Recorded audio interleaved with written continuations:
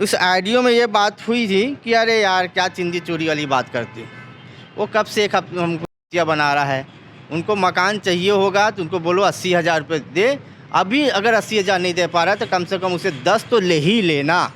जब वो 15 दिन के बाद माने वो मकान में जाने के बाद वहाँ शिफ्ट होती है। शिफ्ट होने के बाद में मकान में उसका जब साफ़ सफाई सब कुछ होने लगा, रहने लगे, 15 दिन के बाद में शायद जाके वो दूसरा किस्त पैसा दी है। ठीक उसके बाद स्टेट के ऑफिस के कर्मचारी वहाँ पहुँचते हैं और उनसे बताते हैं कि आप इस पर कैसे निवास रह रहे हैं, आप भिलाई कर्मचारी हैं क्या, उनके परिवार से हैं क्या। तो उन्होंने बोला नहीं। तो बोले फिर ये अनलीगल है। मैं ये बात को फिर मैं ले जाके CBI में रखा। तो CBI ने फिर कहा कि वाकई में बेशर्मी की हद हो गई। आप 20 दिन बैठने के बाद भी माने कुंभकर्ण की नींद में सोए हैं। लगता है कि इनको फिर अब बाजा बजाना ही पड़ेगा। भिलाई स्टील प्लांट, नगर सेवा विभाग और शमशू जमा खान, ये तीनों का जिक्र मैं इसलिए कर रहा हूँ क्योंकि हाल ही में कुछ दिन पहले CBI ने भिलाई स्टील प्लांट के एक अधिकारी को छापे मारकर रंगे हाथों रिश्वत लेते पकड़ा है। शमशू जमा खान, जो नाम मैंने बताया, नगर सेवा विभाग में वो अस्थायी रूप से पदस्थ थे और इन्फोर्समेंट डिपार्टमेंट में क्योंकि मैन पावर की कमी होने के कारण उन्हें भेजा गया था। वैसे तो वो भिलाई स्टील प्लांट के अंतर्गत जो हेल्थ डिपार्टमेंट है उसमें जूनियर हेल्थ इंस्पेक्टर के पद में स्थायी रूप से पदस्थ हैं, मगर जैसा कि मैंने आपको बताया कि जिस प्रकार से मैन पावर की कमी के बाद उन्हें इन्फोर्समेंट डिपार्टमेंट में भेजा गया और इन्फोर्समेंट डिपार्टमेंट से या फिर जो नगर सेवा विभाग है वहाँ से मकान के आवंटन का काम जारी होता है, मकान के आवंटन का काम होता है और यही मकान दिलाने के नाम पर 10 लाख रुपए की रिश्वत की खबरें सामने आई। जैसे ही ये खबर CBI तक पहुँचती है, CBI एक स्टिंग ऑपरेशन चलाती है और फ़ोन रिकॉर्ड्स के ज़रिए और तमाम गवाहों के ज़रिए पता लगाती है कि आखिर ये कर कौन रहा है। तो शमशू जमा खान का नाम आता है और किसी एक बड़े साहब का नाम आता है जो कॉल रिकॉर्डिंग में सुनाई दिया है।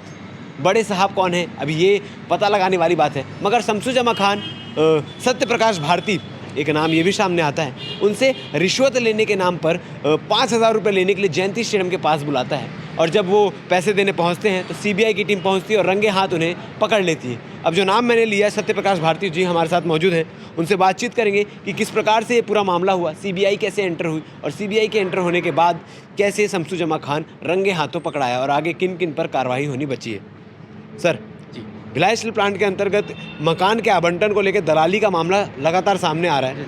आप लोग इस पर प्रमुखता से बढ़ चढ़कर आगे भी आ रहे हैं। किस प्रकार से पूरा मामला हुआ और कैसे CBI इसमें एंटर हुई? बात इस प्रकार है कि मकान आवंटन को लेकर हमारे पास उमा पांडे ने, भाजपा का भूतपूर्व पार्षद रहा है सेक्टर 2 का, उन्होंने माने उमा पांडे को एक आवास दिया था रहने के लिए। उन्होंने फिर उनसे कहा कि ये मकान अगर आपको चाहिए तो हम आपके नाम पे इसको अलॉटमेंट कर देंगे। अलॉटमेंट के लिए कम से कम आपको 6 लाख रुपये, 6.5 लाख रुपये आपको देना होगा। तो चुनाव का दौर था, उमा पांडे को मकान की आवश्यकता थी। वो पहले भी उसे रेंट पे रह रही थी सामने में, वहाँ से छोटा मकान रहते हुए वो बड़े मकान को देखी और उसके संपर्क में आने के बाद उनसे वो मकान के लिए उनको राशि उनको दी है। कितने राशि उन्होंने दी वो मुझे पता नहीं है, मगर कितने किस्तों में दी है वो भी जानकारी मुझे नहीं है, मगर उन्होंने राशि दी है। वो आवेदन हमको इंडिया प्रजा बंधु पार्टी में दिया और हमारी कार्यकर्ता भी रही है भिलाई नगर विधानसभा क्षेत्र कि हमने उनको भिलाई नगर का प्रत्याशी भी उनको बनाए थे।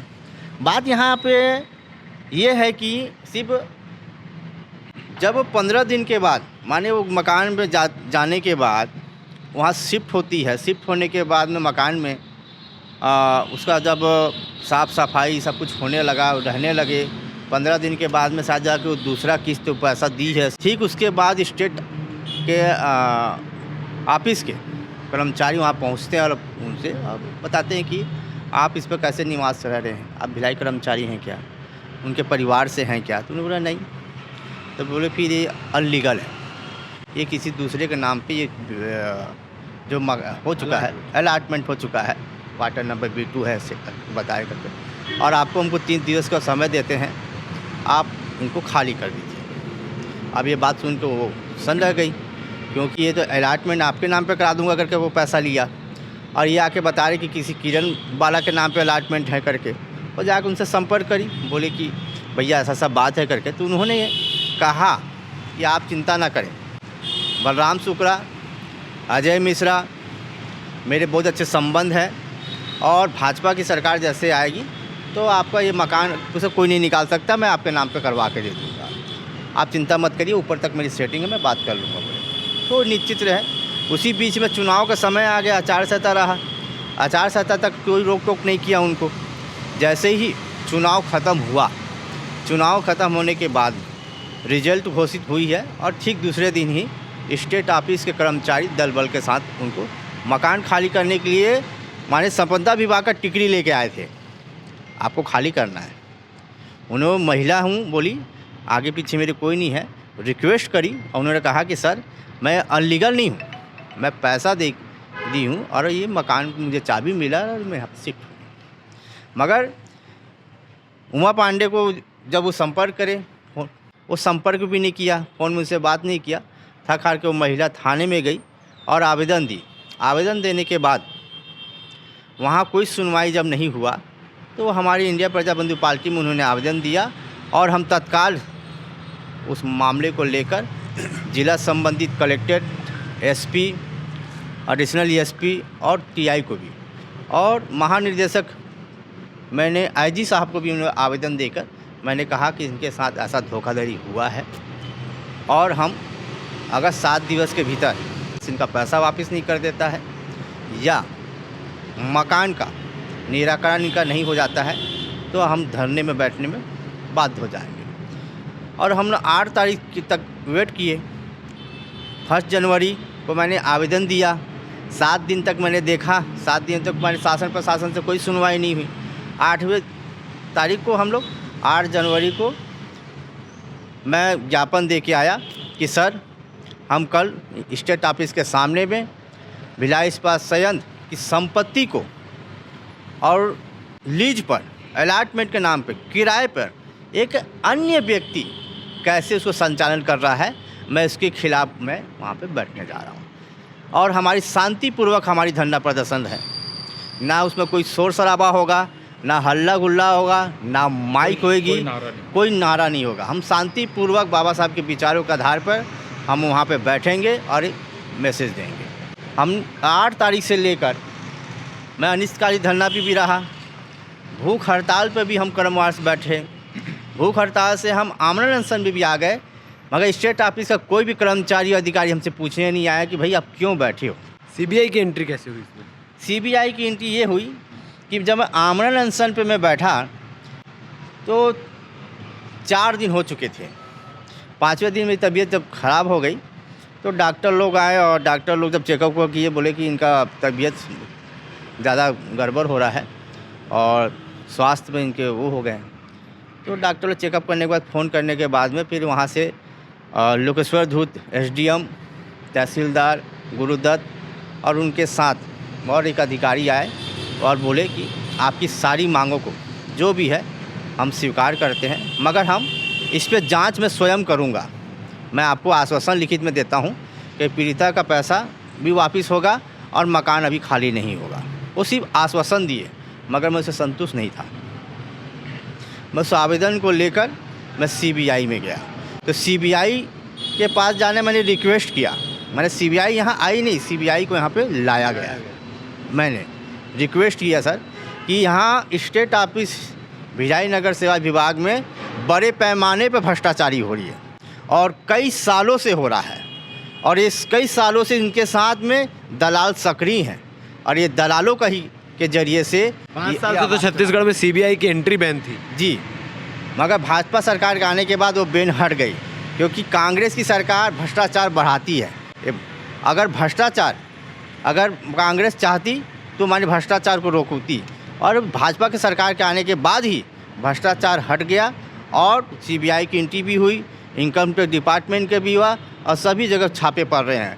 तो भाजपा के सहयोग से भी हमें भी यहाँ पे वो मिला हुआ है कि, और मैं धन्यवाद देता हूँ केंद्र की सरकार को भी। हमें जैसे कि हम खबर पता चल पा रही थी, सीबीआई ने मिलकर जो अधिकारी हैं उनसे बातचीत की थी। आपने बातचीत की, सीबीआई वहाँ मौजूद थी, तो किस प्रकार से बातचीत हुई और जयंती स्टेडियम के पास लाके पैसे लेन देने वाला वो सिनेरियो कैसे बना था? बात ऐसा है कि बेशर्मी की हद हो गई भाई। मैं 20-22 दिन बैठा रहा, मैं उस भ्रष्टाचार के मुद्दे को लेकर बैठा था, उसके बावजूद भी उनका कर्मचारी मुझे व्हाट्सअप करता है कि भाई हमारी एक अधिकारी है विक्रम साव, आपको चाबी मिल जाएगा और आपको हम वीआईपी जगह में मकान हम आपको रिसाली में दे देंगे, आपको 15,000 रुपये देना होगा एडवांस। उन्होंने पूरे कितने रकम की बात थी? पूरे 80,000 की बात थी। अच्छा, उनका रिकॉर्डिंग है, मैं चाहता हूँ कि आप रिकॉर्डिंग को ले जाएं और पूरे जनप्रतिनिधि जो उनको संरक्षण दे के रखे हैं और जिनका वो चेहरा होर्डिंग और फ्लेक्स में लगा के दलाली करते हैं और वो अधिकारियों के सह में जो संरक्षण दे के रखे हैं, आप बाकायदा उन क्षेत्र के 3 सिटी को ये आईडीओ को सुनवाइए कि कैसे वो बात कर रहे हैं। एक छोटा कर्मचारी बड़े कर्मचारी से बात कर रहा है और वो छोटा कर्मचारी वो दलाल से मैंने बात करता है।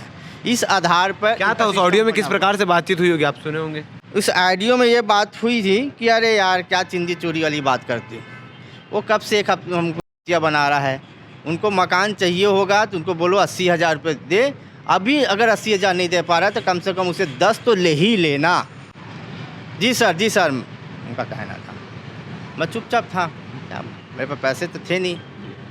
फिर कैसे हुआ कि कब बात हुई कि हम ठीक है मैं एडवांस पहुंचाने आ रहा हूं और आप एडवांस पहुंचाने पहुंचे और सीबीआई वहां पे अचानक?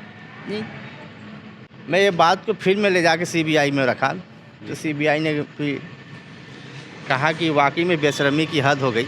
आप 20 दिन बैठने के बाद भी माने कुंभकर्ण की नींद में सोए हैं, लगता है कि इनको फिर अब बाजा बजाना ही पड़ेगा तब ये जागेंगे। सीबीआई ने हमसे संपर्क किया और उन्हें कहा कि जो पैसा आपसे जो मांग रहे हैं उनको आप फ़ोन में बात करिए। मैंने फ़ोन में कहा तो बोले मैंने आपको मैसेज कर दिया है, 15,000 रुपये आप लेके आइए और हम आपको चाबी दे रहे हैं। और उन्होंने हमको जयंती स्टेडियम में बुलाया। मैं उनको पैसा देने के लिए ही गया था, पैसा देने के लिए गया तो मैंने 5,000 रुपये उनको निकाल के दिया। वो झल्ला गया, ये क्या दे रहे हो आपको? मैंने मैसेज किया और साहब मेरे गुस्सा हो जाएंगे, अब आपको चाबी अभी नहीं मिलेगा। तो मैं बोला आपको मैं व्यवस्था करके दे दूंगा, अभी 5,000 रुपये। सीबीआई उसी समय आई और उनको रंगे हाथ अरेस्ट कर ली। अब वो शमसुन जामा खान रायपुर उनको जब लेके गया वो पूरे लोगों का नाम बक दिया है और बता दिया है जो अधिकारी इसमें संलिप्त है सबके नाम आ चुके हैं। सिर्फ उस स्टेट ऑफिस में नगर सेवा विभाग में एक ही ईमानदार व्यक्ति है बताया और साफ सुथरी छवि है जिसका नाम है के यादव। बहुत ही साफ छवि के हैं वो, इस मामले में बिल्कुल नहीं है। वो चाहते हैं कि जो भी ये हो रहा है दलाली वो बंद होना चाहिए। अच्छा, उन्होंने कहा बाकी उन्होंने कहा कि हमारे अधिकारी 25-25 और 30-30 क्वार्टर्स को चला रहे हैं बोले। ये आईडीओ के जरिए से भी खुलासा हुआ है। अभी आगे और क्या कुछ सीबीआई कर सकती है, क्योंकि आपसे भी पूछताछ चली, आपसे भी जानकारी लेने की कोशिश की है? बयान के लिए मुझे भी बुलाएंगे उन्होंने कहा है और मैं तो सिर्फ ये चाहता हूँ भिलाई टाइम्स के माध्यम से, और भिलाई टाइम्स तो बड़े पैमाने पर खबर को, और मैं आपको धन्यवाद भी देना चाहता हूँ हरी भूमि को भी, दैनिक भास्कर को भी और MSM न्यूज़ चैनल को भी, क्योंकि आप लोग हमारी बातों को माने रखे और शासन प्रशासन तक पहुंचाए। माने मीडिया क्या होती है उसकी भूमिका भी आप लोगों ने निभाए। मैं आप लोगों को तहे दिल से धन्यवाद देता हूं क्योंकि आप लोगों के तहते ही हमारी बात शासन प्रशासन तक पहुंचाई गई है। जय हिंद, जय भारत, जय संविधान, जय भीम। जय भीम। तो ये हमारे साथ मौजूद थे सत्यप्रकाश भारती जी, जिन्होंने सारी सिनेरियो को बताया किस प्रकार से सीबीआई की एंट्री हुई, सीबीआई ने किस प्रकार से कार्रवाई की, किस प्रकार से रंगे हाथ पकड़ा। इनसे हम अभी ऑडियो ले लेंगे और आपको ऑडियो के माध्यम से भी सुनाएंगे कि जो शमसू जमा खान है उनके और बड़े साहब के बीच क्या बातचीत हुई। आप इस सारे सिनेरियो के बारे में, इस घोटाले के बारे में क्या कहना चाहेंगे, कमेंट सेक्शन में कमेंट करके बता सकते हैं। धन्यवाद। हेलो सर नमस्कार। हाँ हाँ नमस्कार, बोल। अरे सर वो इसलिए फ़ोन किया था, हाँ तो सुबह आए थे घर और हाँ। बोले कि 5 अभी ले लो, ऐसा करके बोल रहे थे। अरे यार वही काम चिंदी चोरी वाला मत करो ना भाई। नहीं, अब जैसा बोले वैसा बता दिया। मैं थोड़ी रख रहा हूँ इसमें, मैं नहीं रख रहा हूँ भाई, ये मत हाँ। सोचिए। नहीं वो वाला बात नहीं है, लेकिन ये काम कर, ये बात क्या किए थे, अभी क्या बोल रहे हो? नहीं, वो तो कहना आपका ठीक है, तो उनसे क्या बोलूँ बताइए ना। नहीं, क्या क्या बात किया था, बता ना, क्या बात हुआ था? अरे बात तो अपना बात तो 80 का हुआ था ना। हाँ हाँ, और बाकी का क्या फिर? अगले हफ्ते बोल रहे हैं।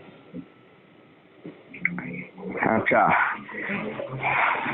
तो उसको 10 बोल कम से कम, 10 बोलूँ? है ना? और उसमें ये वाला तो नहीं ले पाएंगे, हाँ। रिसाली में दे देते हैं उसको।